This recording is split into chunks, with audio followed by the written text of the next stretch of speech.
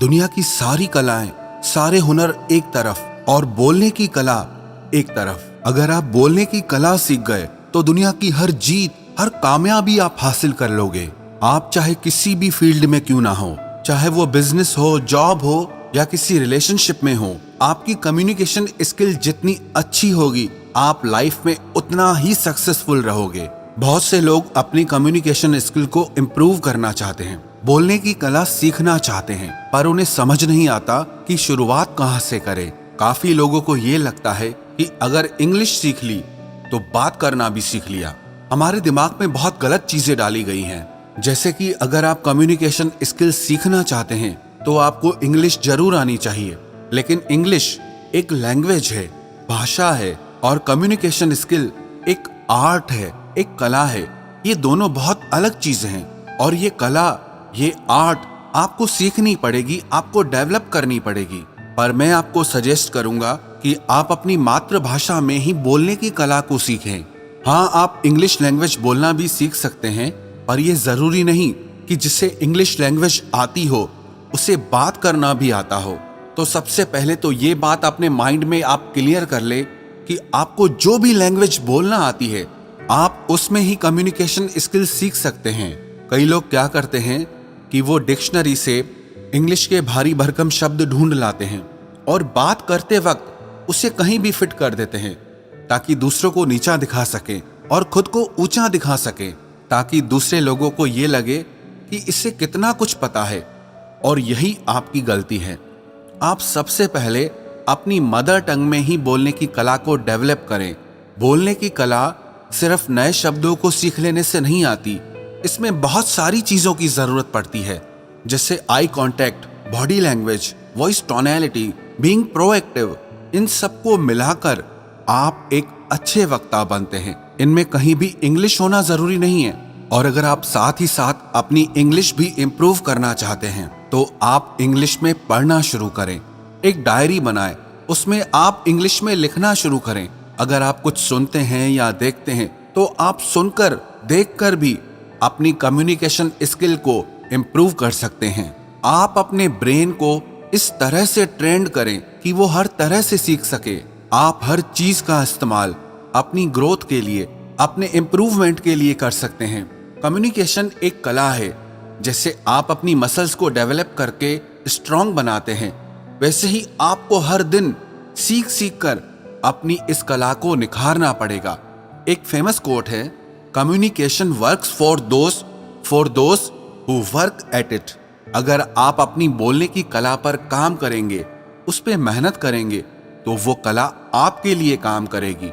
अगर आप अपने बोलने की कला पर मेहनत करेंगे, तभी आपके बात करने के तरीके में अंतर आएगा, परिवर्तन आएगा। जिंदगी का एक नियम है, एक कानून है कि आप जिंदगी में जो भी कुछ पाना चाहते हैं, उसके लिए आपको कीमत तो चुकानी ही पड़ेगी। If you want something you must pay the price, nothing is free. अगर आप जिंदगी में कुछ खरीदना चाहते हैं और जितनी अच्छी उसकी क्वालिटी खरीदना चाहते हैं, तो आपको उसकी उतनी ज्यादा कीमत भी चुकानी पड़ेगी। पर जिंदगी के इम्प्रूवमेंट में पैसों से काम नहीं बनेगा। कुछ लोगों को लगता है कि मैं पैसे से सब कुछ अचीव कर लूंगा। It's not gonna happen. अगर आप एक सुंदर, स्वस्थ और फिट शरीर बनाना चाहते हैं तो आपको खुद उसके लिए वर्कआउट करना होगा। आपको खुद उसके लिए डाइट कंट्रोल करना पड़ेगा, मेहनत करनी पड़ेगी।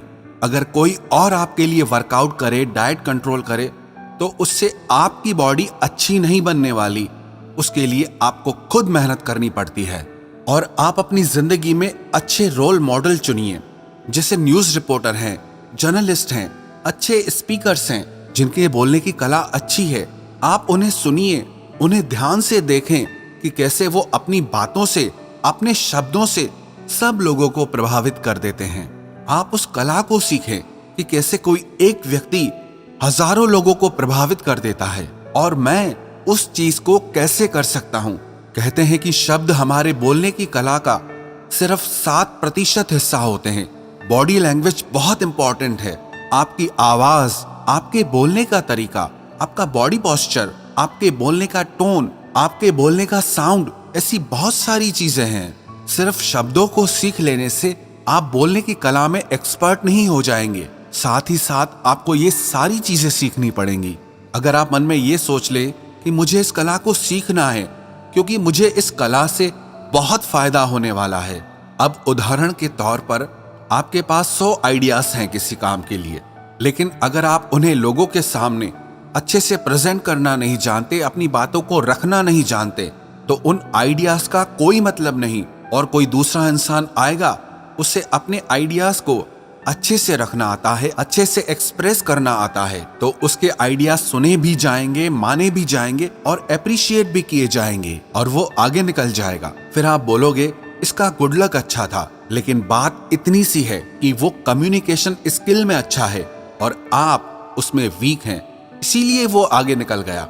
लेकिन आप भी अपनी कम्युनिकेशन स्किल को डेवलप कर सकते हैं। कोई भी इंसान पैदा होने के साथ बोलने की कला को सीख के नहीं आता है। हर किसी को इसे सीखना और समझना पड़ता है। जैसे कि आप अपनी मसल्स पे जितना ज्यादा मेहनत करेंगे वो उतना स्ट्रांग हो जाएगी, ऐसे ही आप इस पर जितनी मेहनत करेंगे उतना ही आप इसमें अच्छे होते जाएंगे। आपको जहां बात करने में डर लगता है, आप वहां जरूर बात करें। पब्लिक स्पीकिंग से, माइक पे बोलने से बहुत लोग डरते हैं। लोग रिजेक्शन से डरते हैं कि लोग मेरे बारे में क्या सोचेंगे, लोग मुझ पर हंसेंगे। लेकिन याद रखना, जब तक आप अपने आप को अपने कंफर्ट जोन से बाहर नहीं लाएंगे, खुद को ऐसे अनकंफर्टेबल जोन में नहीं डालेंगे, तब तक आप कुछ नहीं सीख पाएंगे। लेकिन आप अपने आप को उन सिचुएशंस में डालें जहां आप अनकंफर्टेबल हो रहे हों। ऐसा करने से आप फुल स्पीड में सीखना और समझना शुरू कर देंगे। और अगर आप अपने कंफर्ट जोन में ही पड़े रहेंगे तो आपको वही मिलेगा जो आपको आज तक मिलता आया है। आप जहां हैं, जैसे हैं, वैसे ही रहेंगे, वही करते रहेंगे जो आप हमेशा से करते आ रहे हैं, तो आपको कुछ नहीं मिलने वाला, आप कुछ नहीं सीख पाएंगे। पागलपन की एक परिभाषा ये भी है कि रोज रोज वही काम करते रहो और शाम को जाके भगवान से प्रार्थना करो कि हे भगवान, मेरी किस्मत बदल दो। किसी कवि ने क्या खूब लिखा है, खुदा ने उस शख्स के हालात कभी नहीं बदले, ना हो जिसे ख्याल खुद अपने हालात बदलने का।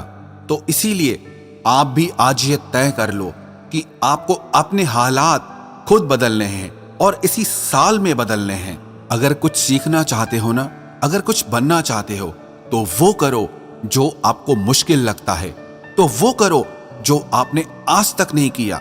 आप वो करो जिसे करने में आपको डर लगता है, जो आपको मुश्किल लगता है। सिंपल सा रूल है, if you want something you must pay the price.